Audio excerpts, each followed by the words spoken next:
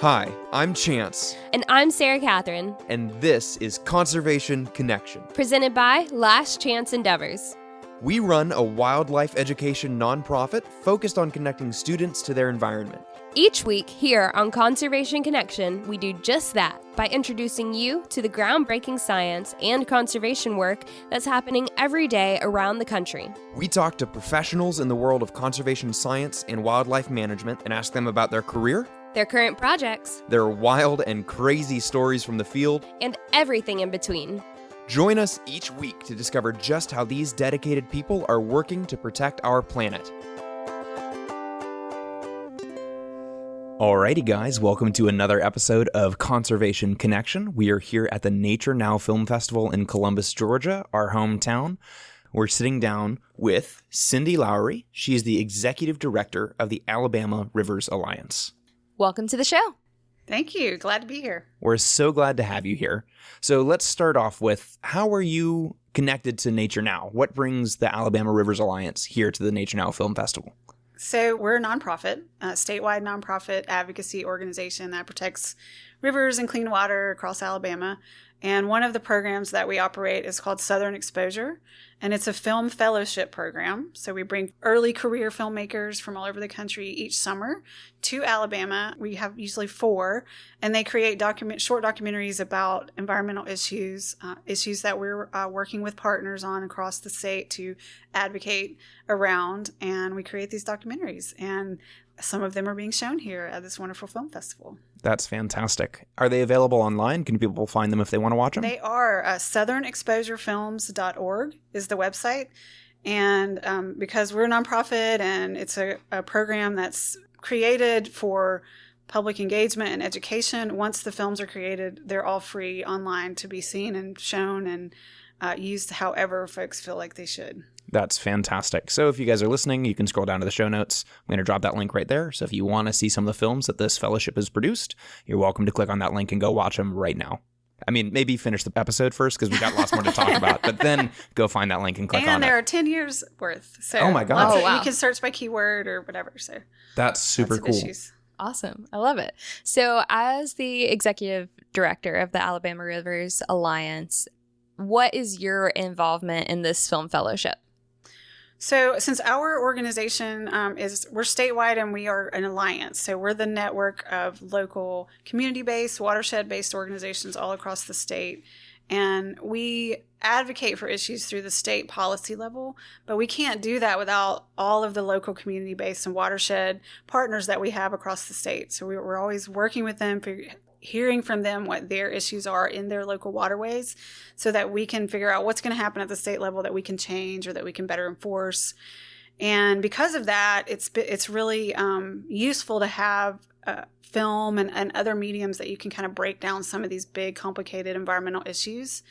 And another organization, nonprofit, actually created this film program, Southern Exposure, and they did it for about 5 years and then decided it wasn't kind of, they were done with it. And we were like, we love the program and we're using these films. And we also felt like it was such a great fit for us because we were able to utilize our partner collaborations to not only decide what issues were important for the summer and the year, but to feature the partners in the film. So it really just fit in with our mission very well.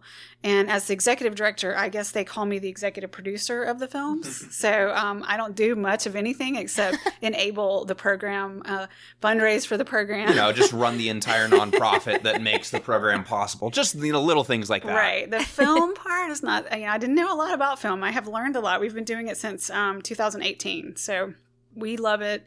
Our staff member, Kelly Marshall, was our communications person, but she actually had a film background. She'd done production and worked on our Sidewalk Film Festival in Birmingham. That's been a huge success over the years. So she just had this knowledge. And then we have this amazing UAB professor who started the documentary film program at the University of Alabama, Birmingham, who works with us as the series producer, works with the fellows when they're here to give them the advice and the mentorship they need to learn something for their career. So it's just this really amazing team that came to get that. Just the ingredients are all just perfect for success, and it's been really fun, and we're excited to keep doing it. That's super awesome. And it's something that's kind of really near and dear to my heart is this science communication, right? These are the issues that, whether or not you make a film about them, are happening and people are fighting for them. But by highlighting them in a film, you bring it to way more people's attention and you perhaps describe it more succinctly than you would in a technical paper, right? So it gets a million more eyes on it than it ever would if it didn't have that kind of exposure, which I guess is the whole name, Southern Exposure, right? Yes, I was not the brilliant person that came up with that, but I think it's a really good one. That's fantastic. So how did you end up as the executive director of this organization? Okay, well, a lot of luck, a lot of taking advantage of opportunities that came my way. But I'm from Alabama originally. I grew up in a small town in Alabama, north of Birmingham, and so born and raised there.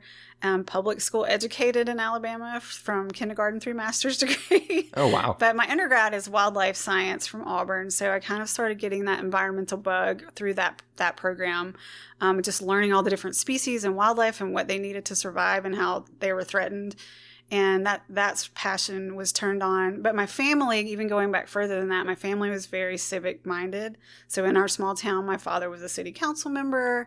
My family had small businesses in the community where the local radio station actually. So this is kind of familiar genre for me to be in. So there was just a lot of we give back to the community, get involved, make sure that you're not, that you're making the world a better place. And all of that coupled with a graduate degree in public administration, focusing in public policy, kind of gave me the background I needed to know that I wanted to be in environmental advocacy work. And I volunteered a lot with local groups. And when I discovered the river community, I guess for lack of a better word, the folks that were out there working to protect rivers, I started out as a Friends of the Locust Fork River board member, volunteer board member of the local group in my community and that I grew up in. And I realized these were people that I really identified with. It was a community that fit for me.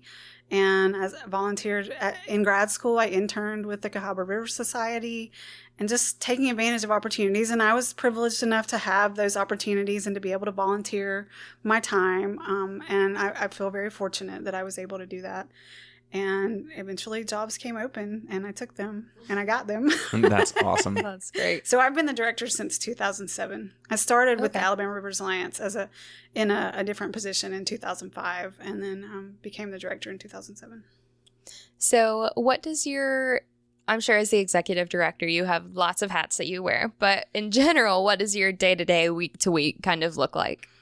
It's really all over the place. I guess I'm the primary fundraiser for the organization, which is not my favorite part of the job by any means, but grant writing is something I learned early on that I've been pretty good about. We're privately funded, so it's private foundations and individual donors are our membership. A little bit of funding from small businesses or like-minded businesses and events. But so I do keep up with grants, make sure that we're managing our grants, that we're writing them and reporting on them with deadlines.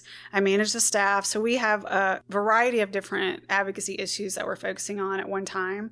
So at our staff meetings, it's a lot of strategy discussion. It's a lot of who's working on what and where are we on this issue and what's the next step and who do we need to be collaborating with. And so it's just kind of it's really an oversight of a lot of answering questions, making the decision if there's a sticking point. You know, it's not ever routine. It's a lot of it's dependent on just what issue is hot at that moment, what, polluter or agency has done something and that we have to react to, or what political opportunity might be available that we can capitalize on at the time. It's really hard to describe. Yeah. It's a lot of meetings, a lot of Zoom meetings now. I bet. Yes. And just sort of thankfully my years of experience now give me a great opportunity to see all the moving parts and have we have great relationships with partners all over the state. So knowing all of that enables us to work on issues and know what to do and know, how to move about things and be a part of a lot of great conversations and a lot of great communities. So you said you've been there since 2007. Is that right? Mm-hmm. How have you seen your job in this field and I guess the rivers change in that time? Another really difficult question. Well, I will say this. I have seen I mean, obviously you don't necessarily see the pollution in a river, so I can't say I've seen the rivers visibly get cleaner. A big part of what we do is trying to get the public to engage with their government, to make sure that they understand that there are people making these decisions that protect our rivers or that threaten them. And if we're not engaging with them and not letting them know what we want and what we think, what's happening in our communities and in our waterways, then they don't always make the right decisions. And we know that the big corporations are engaging with them, and politicians, they're being engaged with through lobbying.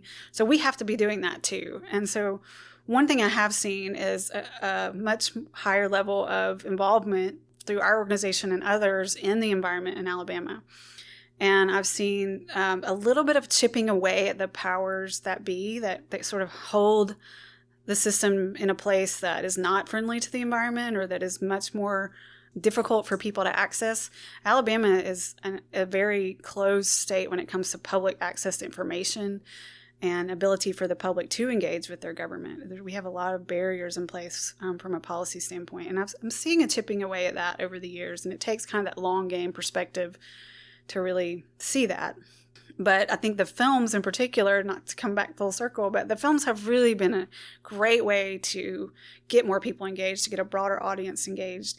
And the one advantage I think we have here, we have in Alabama, and I think Georgia's probably the same way, and all across the Southeast, is people, no matter what political persuasion you are, have a tie with the land. They often have a tie with water, either through the lakes and rivers and streams they fished growing up with their grandparents, or in some way there maybe farming was in their family. There's a tie there. There's a real connection there that it often we can talk to elected officials from either party, as long as we can kind of get to that common ground, that connection, yes, of what they care about. And then you get to the harder part of like, okay, well, this is how that's being threatened, and this is how we believe we could fix it or make it better. And that's not always an easy agreed upon solution, but getting that connection is the first step. Yeah, so. Yeah, absolutely. I feel like it's so important, especially now, to just find that connection and allow there to be a space for discussion, because so many people can be just closed off. And it's like, well, no, like we clearly aren't on the same side, so there's no point in even having this discussion or being open to it. So that you intentionally look for that connection and how to make that connection and how to have that discussion be open, I think is really great. Yeah. And I will say too, just to get back to your question about what I've seen, what's happening in the nation and federal government, it does absolutely impact what we do, and it impacts people's opinions and willingness to work together and work on. I mean, our whole model at the Rivers Alliance is collaboration especially with partners. So we work with the groups who are, maybe very activist-oriented groups, all the way to the other side, which may be recreational or educational groups that don't necessarily want to rock the boat politically. But there's a whole spectrum of groups that care about rivers, and we're trying to kind of bring those voices together for collective action as much as possible. And that's not always easy. But I see when the federal setting, the national setting is very divided, it gets harder to do that at the state level. And when political kind of mood of the nation definitely trickles down to the work that we do. And it's another reason that connection is so important, and really trying to keep that noise from getting in the way of making progress. Yeah, absolutely. I mean, it takes collective action, and collective action takes finding common ground and just working with people who may not share all of your opinions, but working together to find something that everybody agrees on is really, really important. So as you're trying to promote civic engagement amongst the people of Alabama, what would you tell somebody listening who cares about rivers but doesn't know what the first step is in even connecting with their civic leaders about sharing their opinions? And how would the average person make known that they care about the rivers and want to protect them for the future? That's a great question.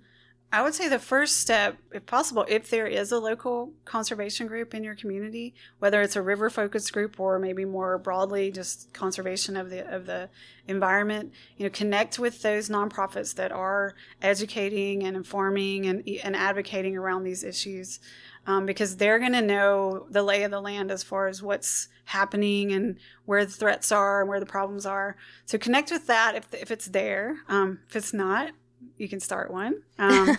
We in Alabama, for sure, we help groups start if they're interested in starting a community group, like a Friends of the Creek or that kind of group.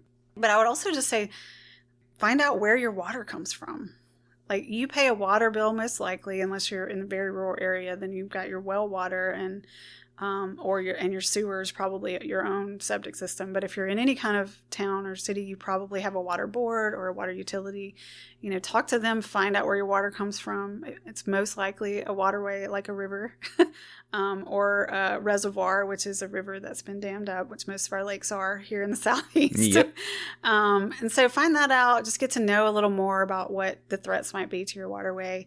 And then everyone, your city council members, start at that local level, I guess is my message.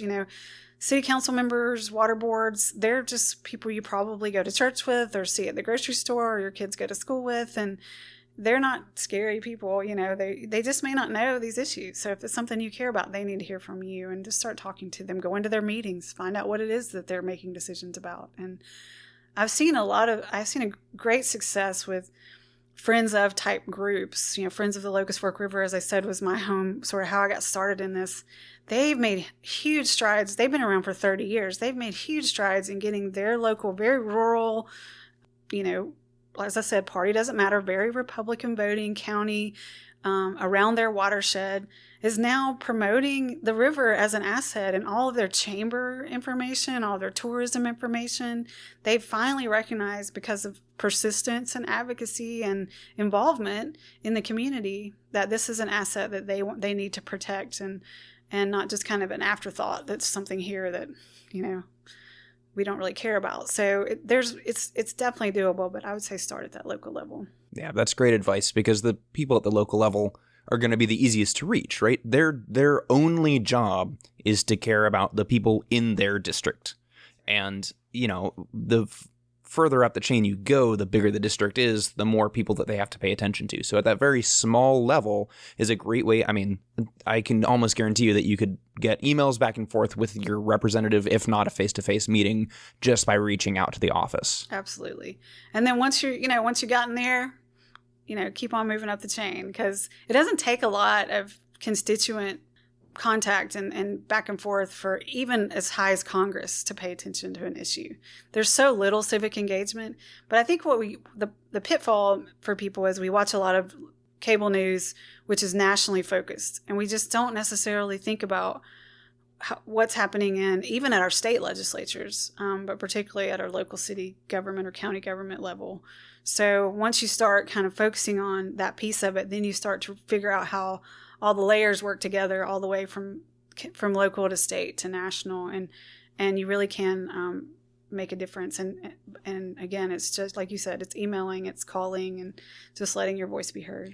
I mean, for me personally, who I've been doing this kind of work all my life, and it can get overwhelming, right? And I can't control what happens at the national level, but I probably can have some impact on our local policy, or I can have some impact on our neighbors. I can vote, right? Absolutely. And that matters incredibly. It's incredibly important to engage civically across the board, right? But I have a much higher likelihood of success of being the change at a local level, even down to my street or my neighborhood, right? And then growing that from there it's a really good way to stay sane, really, doing Absolutely. This kind of work, is to work at the local level and then go from there. Absolutely. And yeah, especially when you're first getting involved in environmental issues, you can definitely get overwhelmed and really depressed. Yeah. Because they're big and global, and climate change is, people get overwhelmed. It's one of the reasons I think it's been such a difficult issue for even some people to believe in, because it's just a huge, and it's scary. So take that piece that makes sense to you. And, if environment's not your passion, get involved in these same ways for whatever your passion is. I mean, if it's children, if it's education, if it's healthcare, there's a lot of different ways to make change. And it's all really connected in the way that our health and our well-being and our thriving communities. So. You can't care about the health of the river if you don't have food on the table, right? If you don't have a house to sleep in, like a stable environment to live in, you are not going to be spending your time caring about the watershed. Or you might care about it, but you might not have time to get involved. Right. No, absolutely. Right. Yeah, that's a fair point. You're going to care, but there's no way for you to affect change if you have to deal with what's in your lap, right? So that you don't have to be working on an environmentally focused thing to be helping the planet. Yeah, it can definitely be overwhelming to feel like there's so many issues, there's so many things I could do, and there's so many things I can care about. But for me, that's kind of what it is. Like, we specifically have picked like environmental education. Like, that's what we do, and science communication through this podcast. Like, that's our focus. And as much as I care about other issues, I have to remind myself, like, okay, I can only be so present for so many things, you know? So I think that's definitely a great message to share. If somebody wanted to become more involved with the Alabama Rivers Alliance, what's your website and what are some ways that they might be able to engage with you? So the website is alabamarivers.org. So rivers with an S. Because there is an actual Alabama River in the state, so that confuses people, but we're all the rivers. So alabamarivers.org, and we host screenings of the films that we create across the state. So one way to get involved is to show the films or to contact us to come show the films in your community. Again, we have a broad network of local partners, so you can go to our website and look at our directory and figure out if there's a local group in your community and get engaged with them, which will lead you to get engaged with us. We have an Alabama Water Rally Conference every year in March, which is a great way to get to know the network better and get to know what's going on in the environment and get some training and some networking. And so you can find that out if you're on our email list, which we will get on if you go to our website. And we are privately funded, so we'd love for you to become a member if you're able to. And the last way I'll say is we also have a lobby day once a year. We are a 501c3 nonprofit, so we can't get involved in elections or any of that, but we can talk to our elected officials about the issues that we care about. So we try to take folks to Montgomery during the legislative session to engage with their local legislators. And that's the second Tuesday of April every year is Rivers of Alabama Day. And that's when our lobby day is. So there's multiple kind of entry points. We also do a Zoom talk series, which I think we're going to move to maybe hybrid, in person and Zoom in the coming months. It's once a month on either the first or second Tuesday. You have to sign up for the list to get information, but it's a variety of topics that we sit and have conversations with, kind of like this. So awesome. Well, thank you so much for being here with us on the show. This was an awesome episode. Very excited to get this to our listeners. Thank you so much for having me. This is fun. Thanks for listening to this episode of Conservation Connection. If you enjoyed our podcast, go ahead and subscribe to make sure you catch every episode that we post. We'd love to hear from you. So if you want to reach out, go to our website, lastchanceendeavors.com/contact, and shoot us an email. We love questions from our listeners, so if you heard something that you want to know more about, be sure to let us know. If you've got a minute to spare, leaving a 5-star review on Apple Podcasts will help other conservation-minded people find the show. We'd really appreciate it. A big thanks to the people working to protect our planet, and a big thanks to you for listening. Don't forget to tune in next week.